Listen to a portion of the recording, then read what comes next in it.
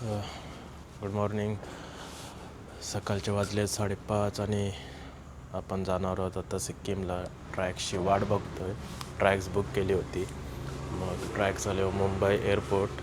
तिथून आपला सफर होणार सिक्कीमचा सुरू. तर बघू आपले 4-5 दिवस कसे निघतात. तुम्हाला माझा पूर्ण सिक्कीमचा व्लॉग दाखवणार आणि डे वाईज कसा काय करणार तेही दाखवणार. बघू आता. चल वा, मस्ती करते. बघू आता कसा होतो आहे. खूप दिवस झाले प्रॅक्टिस नाही केली व्लॉगिंगची. फिरायला गेलो काच होते. तर कसा आपला सफर होतो तो तुम्हाला समजेल हळूहळू. वाट बघायला लागते ट्रॅक्सची. अजून 15 मिनटं आहेत.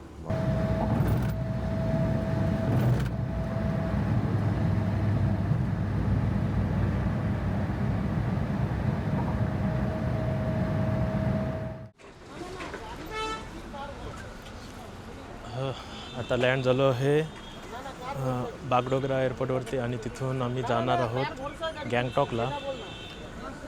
कॅब केली आहे. दोघंजण आहोत म्हणून कॅब केली आहे आणि ती पडली आहे 2800 रुपये. प्रायव्हेट कॅब आहे म्हणून इतका रेट आहे. नाहीतर मग शेअरिंगमध्ये गेलो असतो तर मग कमी रेट पडला असता. बघू 5 तासाचा सफर आहे. नंतर मग सेविंग कशी होईल ते बघत जाऊ. आता लवकर जायचं आहे म्हणून थोडा खर्च करतो आहे. तसं तुम्हाला शेअर्ड कॅबचा पण ऑप्शन आहे, पण तो थोडा हेक्टिक आहे कारण की तुम्हाला 3 कॅब चेंज करायला लागतात. एअरपोर्टपासून सिलिगुरी जंक्शन 500 पर कॅब. सिलिगुरी जंक्शन ते देवराली 600 पर पर्सन. देवराली ते गँगटॉक 300 रुपये कॅब. तर एवढा सर्व करायच्या बदली प्रायव्हेट कॅब थोडी बरी पडते.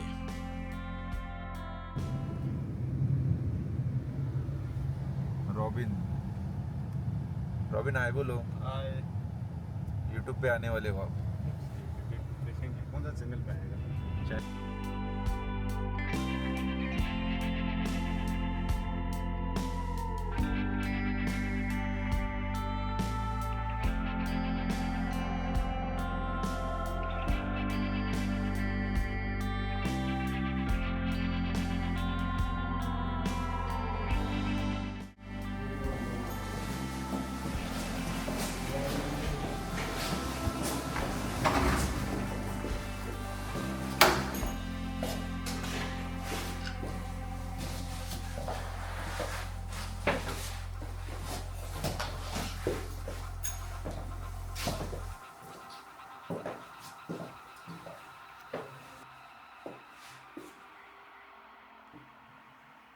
तर स्टे बुक केला आहे आम्हाला.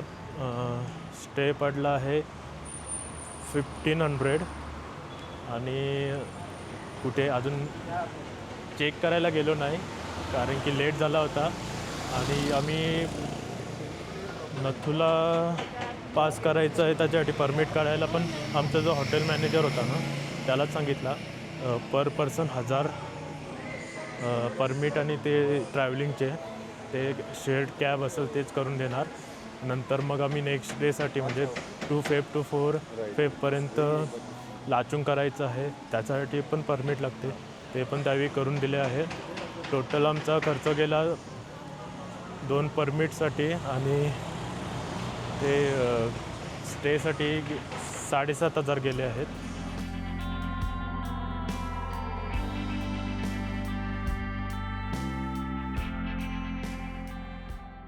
कुठे फिरायला गेलो एक गोष्ट मिस नाही करणार, ती म्हणजे आपली चाय.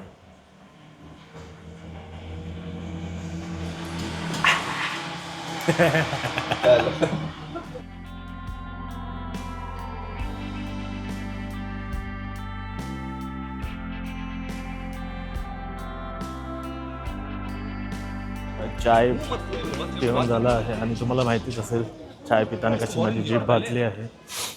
आता आलो आहे MG मार्ग आहे की नाही माहिती नाही, पण बघूया. खूप मस्त वाटतं. स्ट्रीट क्लीन पण आहे आणि सुंदर आहे बघायला. तुम्हालाही दाखवतो.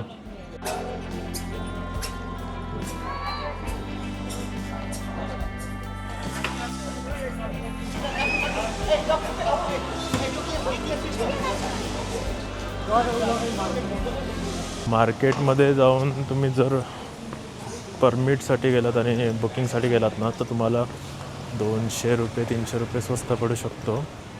आणि रूम्स आहेत ना, ऑनलाईन चेक करा, तिथे पण तुम्हाला स्वस्त पडेल. किती ते 200-300चाच फरक पडेल. पण काय थोडे पैसे वाचले तरी बरं पडेल ना.